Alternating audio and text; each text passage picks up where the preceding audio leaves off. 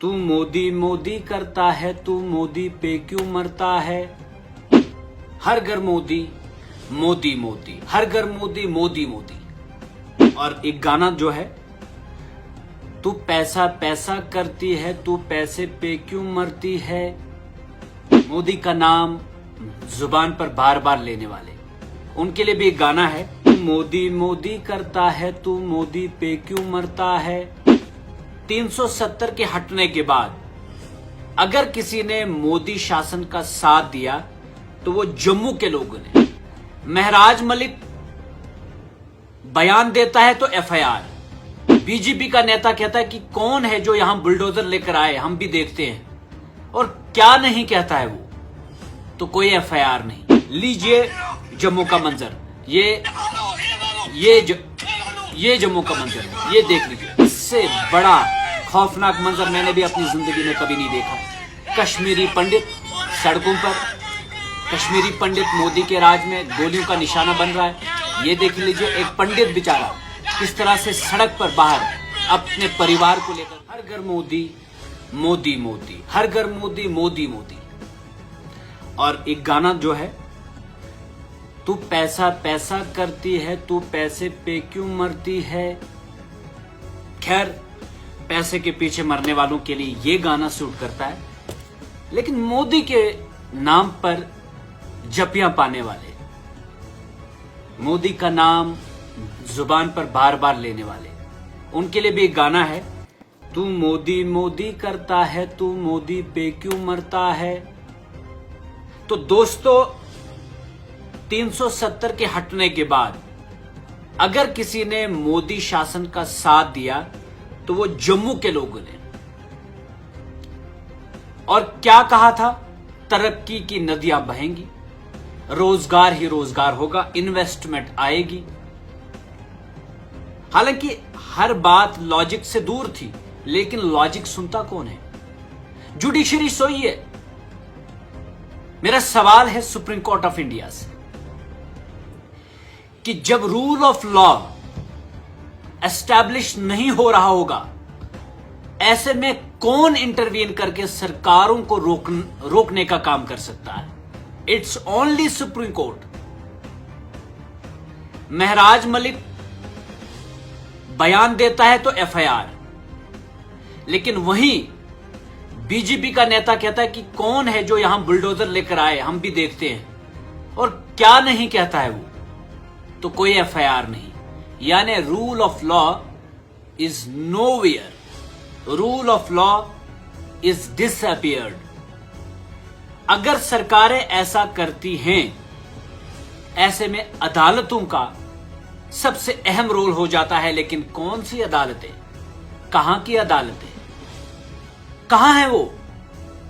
हम भी तो तरस रहे हैं कि अदालतें कब इंटरवीन करेंगी, जब देश खत्म हो जाएगा, जब देश में अनारकी फैल जाएगी पूरे तरीके से, जब देश में जमहूरियत पूरे तरीके से मुकम्मल तौर पे खत्म हो जाएगी, फिर अदालतों का इंटरवेंशन काम नहीं करेगा, क्योंकि तब तक अनारकी फैल चुकी होगी और अदालतों के जो डायरेक्शंस हैं उनको मानना भी छोड़ दिया होगा। वैसे भी डिस्ट्रिक्ट कोर्ट और हाई कोर्ट्स की जो भी वर्डिक्ट्स है, उन्होंने जो भी फरमान दिए, उनका पालन होता कहां है। अब एक सुप्रीम कोर्ट, लेकिन सुप्रीम कोर्ट चुप। सुप्रीम कोर्ट का इंटरवेंशन बहुत जरूरी है। जिस तरह सिलेक्टिवली भारतीय जनता पार्टी गरीबों को कहती कुछ है, करती कुछ है। कहती गरीबों को नहीं छेड़ेंगे, गरीबों को सबसे ज्यादा छेड़ा जा रहा है। अगर अमीरों को छेड़ना होता तो केविंदर गुप्ता का मकान सबसे पहले गिर चुका होता, निर्मल सिंह का मकान जम्मू में पहले गिर गया होता, उसके बाद नई बस्ती में ये मंजर हमें देखने को मिला होता। लीजिए जम्मू का मंजर, ये जम्मू का मंजर है, ये देख लीजिए।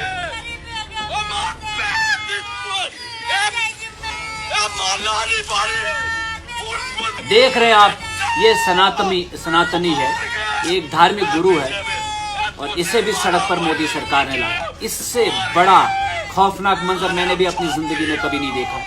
कश्मीरी पंडित सड़कों पर, कश्मीरी पंडित मोदी के राज में गोलियों का निशाना बन रहा है। ये देख लीजिए, एक पंडित बेचारा किस तरह से सड़क पर बाहर अपने परिवार को लेकर रो रहा है। देखिए देखिए, और ये कह रहा है, ये बड़ी बात है, कह रहा है कि मुसलमान अच्छे थे, उन्होंने कम से कम बसने तो दिया। हालांकि मैं इसको हिंदू मुसलमान नहीं बनाना चाहता हूँ, मुसलमानों के शासन में भी हर मजलूम पिसा, चाहे मैं हूं चाहे हिंदू कोई मुस्लिम। हम सिर्फ मुस्लिम लीडर्स की बात करते हैं और सिर्फ हिंदू लीडर्स की बात कर रहे हैं। ये दोनों आपस में मिलकर मलाई खाते हैं और यहाँ हिंदू पिस रहा है, वहां मुसलमान पिस रहा है। ये देखिए, सुनिए इसकी जुबानी।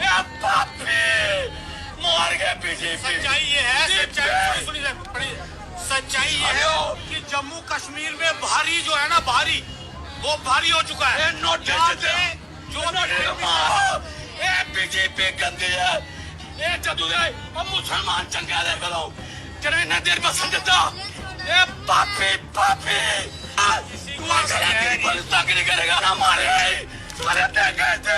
देखो पापिया, देखो मार पेड़ मार पापिया, मार गए जम्मू जा रही है। याद रखना, इन जैसे लोगों की हाय लग जाएगी तुम्हें, इन जैसे लोगों की बद्दुआएं लगेंगी तुम्हें।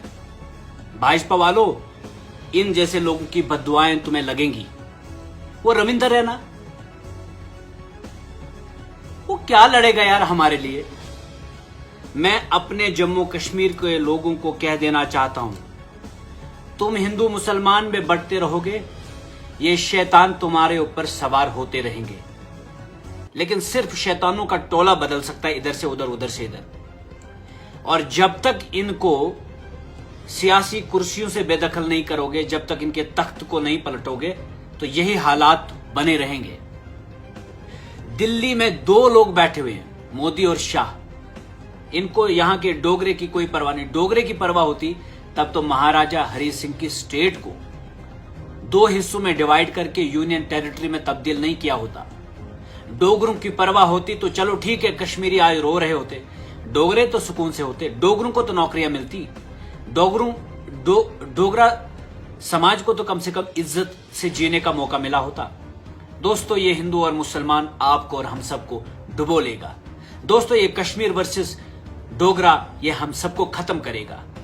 डोगरों और कश्मीरियों, हमने मिलकर इस जंग को लड़ना होगा। एटलीस्ट आप किसी भी पॉलिटिकल पार्टी, मैंने आपको कहूंगा आप इसको वोट करें, उसको वोट करें, आप प्लीज बीजेपी को वोट ना करें इस बार। ये बहुत खतरनाक किस्म की पॉलिटिकल पार्टी और बड़ी खतरनाक सोच के साथ आगे बढ़ रही है। इनके पीछे कोई और है। इनको जम्मू कश्मीर में सिर्फ लूट खसूट करनी है, इनको वो सारा कुछ बेचना है अपने मफाद के लिए। लेकिन आपको डिवाइड करके एक शेर और 3 बैल की कहानी सुनाऊंगा। 3 बैल थे, बड़े बड़े सींग थे। शेर उनको खाना चाहता था, लेकिन जो ही शेर आता था, ये तीनों बैल जो है उस शेर की तरफ जाते थे और शेर डर के पीछे हट जाता था, क्योंकि उनके लंबे लंबे सींग थे और वो ताकतवर थे। दोस्तों, शेर के दिमाग में एक बात आई।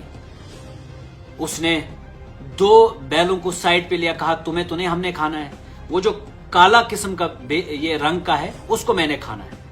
और जब वो उनकी तरफ बढ़ा तो वो 2 अलग हो गए और काला जो था वो अकेला रह गया, उसको खा लिया।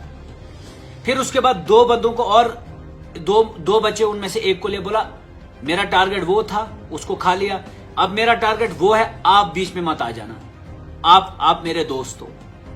तो जब वो गया, एक बंदा एक जो बैल था 2 में से वो साइड हो गया और उसने दूसरे को भी खा लिया।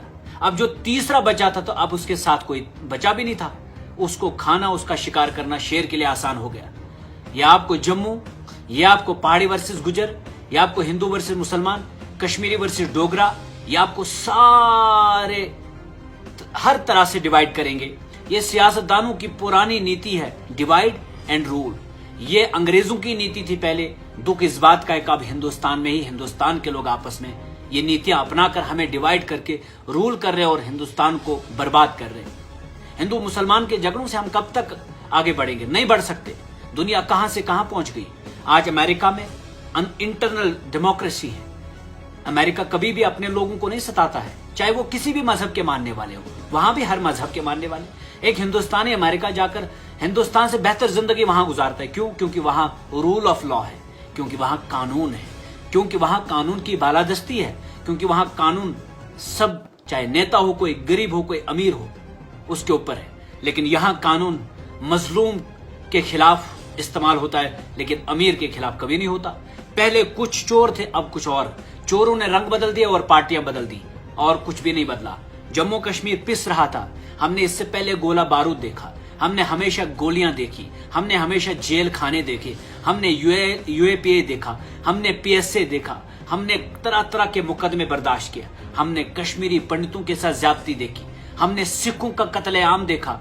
लेकिन हमने भाजपा के शासन में और भी गंदगी देखी। हमें लगता था कि हमने वोट किया है भाजपा को। आप ये मत समझिएगा, हमने वोट किया है भाजपा को, हमारे घरों से वोट लिए हैं भाजपा ने। अगर आज सुनील शर्मा साहब यहां से वोट लिए हैं, जीत कर आए हैं, वो हमारे घरों से वोट लिए हैं। हमने नेशनल कॉन्फ्रेंस को ठुकराया, हमने पीपल्स डेमोक्रेटिक पार्टी को ठुकराया। लेकिन जब शर्मा साहब को वोट दिया तो बदले में क्या मिल रहा है आज? ये पंडित की पुकार। ये कश्मीरी पंडित नहीं था, ये जम्मू का डोगरा पंडित था। इसको भी रोना पड़ा आज नई बस्ती जम्मू में, इसको भी सड़क पर आना पड़ा अपने बच्चों को लेकर। इसकी आह लग जाए, इसकी बद्दुआ लग जाएगी भाजपा वालों तुम्हें। और मोदी साहब इतना अहंकारी मत बने। आप एक एलजी, जिसको यहां जम्मू कश्मीर में एक भी बंदे ने वोट नहीं किया, वो मुझसे ताकतवर है। मुझे 4000 5000 लोगों ने वोट किया है, और मैं गुहार लगा रहा हूं इंसाफ की। और किससे मैं इंसाफ मांग रहा हूं? एलजी से, जिसको जम्मू कश्मीर के लोगों ने चुना नहीं है, बल्कि जम्मू कश्मीर के लोग उसे रिजेक्ट करते हैं, डस्टबिन में डालते हैं। लेकिन दिल्ली के लोगों ने हमें उसको सर पर हमारे बिठा कर रखा है। वो हारा हुआ एमपी जम्मू कश्मीर का दादा बना हुआ है। और एलजी साहब, ये कुर्सी तुम्हारी बाप की नहीं है, तुम इस कुर्सी पे किरायादार हो। ये कुर्सी तुमसे छीन कर रखेंगे हम लोगों का अब जो सब्र का पैमाना लबरेज हो चुका है। हम सड़क पर आएंगे अब, और डट कर मुकाबला करेंगे तुम्हारा, और तुम्हें वापस भेज देंगे जहां से तुम आए हो। और मैं तमाम लोगों को कहना चाहता हूं, इसको बराबर जम्मू में इन्होंने अपने पैर जो कमजोर कर दिए हैं भाजपा ने। लेकिन ये लास्ट पे जाकर हिंदू और मुसलमान के नाम पर हमें डिवाइड करते हैं। हमें मोदी के नाम से राम सुनना जरूरी नहीं है। हिंदू अपने मुंह से हर कोई हिंदू राम बोल सकता है, हर कोई मुसलमान नारे तकबीर अल्लाह अकबर बोल सकता है। इससे किसी हिंदू और किसी मुसलमान लीडर से हमें परमिशन लेने की जरूरत नहीं है। इसलिए अगर आपको अपना मजहब बचाना है, बचाइए। मजहब पे चलना है, चलिए, डट के चलिए, कट्टर बनिए, लेकिन ईमानदारी के साथ। गरीब का घर उजाड़ना कोई हिंदुत्व और कोई मुस्लिम, कोई इस्लाम नहीं कहता है। इसलिए मैं समझता हूं आज जो हमारे साथ हो रहा है, मिलकर खड़े हो जाइए, लड़िए इन ताकतों के खिलाफ। पहले हमें एनसी ने बर्बाद किया, फिर पीडीपी बीजेपी के शासन में हमें बर्बाद किया, अब अकेली बीजेपी हर वर्ग को बर्बाद कर रही है। कौन बनना है दादा? रविंद्र रैना? हाँ, कौन बना है दादा? एलजी? और कहीं और से उठाकर यहां पर बिठाकर हमारे सर पर उसको बादशाह बना दिया। हमारे रिसोर्सेज से वो चल रहा है, हेलीकॉप्टर हमारे उसके पास, टैक्स का पैसा हमारा, और लूट रहा है कोई और। यहां हर तरह की लूट खसूट हो रही है। यहां हमारी जमीनें हड़प ली जाएंगी, और ये अरब के बादशाहों को दी जाएगी। ये जमीनें अडानी और अंबानी को दी जाएगी। याद रखना, तुम बढ़ते रहोगे हिंदू और मुसलमान, तुम्हें इन 3 बैलों की तरह डिवाइड किया जाएगा, और लास्ट पे हर एक बैल पर बारी जब आ जाएगी फिर पछताना। लेकिन कहते ना कि जब फिर हुण क्यों पछताना जब चुड़िया चुग गई खेत। तो इसलिए जम्मू के डोगरों जाग जाओ, कश्मीर के कश्मीरियों जाग जाओ, इत्तेहाद कायम करो, आपस में मिलकर लड़ना होगा इन ताकतों के खिलाफ। ये जो बाहर से आए हुए लोग हैं यहाँ पर, आज अगर आप देखेंगे बड़े बड़े पदों पर एलजी के रिलेटिव्स हैं यहाँ पर, आपको ये बात कोई नहीं बोलेगा। हम जैसे चंद लोग यहाँ हिम्मत करके बोलते हैं। हमारी हिम्मत, हमारा हौसला बढ़ाइए और हमारा साथ दीजिए। हम इन लोगों का मुकाबला कर रहे हैं आज अपनी जुबान चलाकर। इस अंधेरे में अगर उजाला लाना है तो ईमानदार होना पड़ेगा, और ईमानदार होना पड़ेगा तो मजहब के नाम पर पहले राजनीति बंद करनी होगी, और उसके बाद मजहब के नाम पर लड़ना बंद करना पड़ेगा। आप राम वाले हो, राम आपको मुबारक हो, आप रहीम वाले हो, रहीम आपको मुबारक हो, लेकिन इंसाफ दोनों के मजहबों में लिखा है। उस इंसाफ को आज दफन किया है जम्मू कश्मीर में। उस इंसाफ की बहाली के लिए सड़क पर आइए, नहीं तो एक दिन आप सब लोग इसी तरह रोते रहेंगे और कोई पुरसाने हाल नहीं होगा। इन्होंने बाहर से लाने हैं, इन्होंने बाहर से वोटर भी खड़ा करने हैं और आपको अपने घर के सामने वही बाहर के लोग जूता भी मारते होंगे, लेकिन आप न थाने में कहीं अपनी शिकायत दर्ज कर सकते हो और न कहीं अदालतों में कर सकते हो। आई होप कि आप इस वीडियो को शेयर भी करेंगे, अक्सर लोगों तक पहुंचाने की कोशिश करेंगे और जो मैं बातें कह रहा हूं इनको अपने जहन में बिठाकर समझने की कोशिश करेंगे और अपनी जिंदगियों में इंप्लीमेंट करने की कोशिश करेंगे।